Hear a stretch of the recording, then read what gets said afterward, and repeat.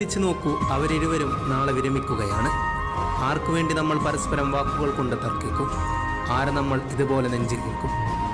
അന്ന് നമുക്കെല്ലാം നഷ്ടപ്പെടില്ലേ?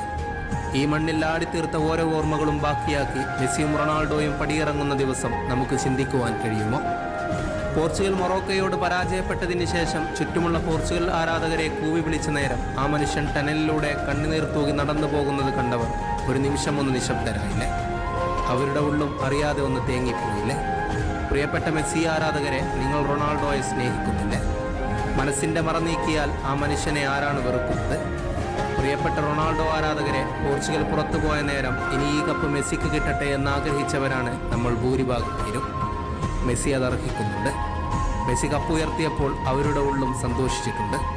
ഒരു വാക്കുണ്ട്, every one who fights with us is necessarily not our enemy. ഒന്ന് ചിന്തി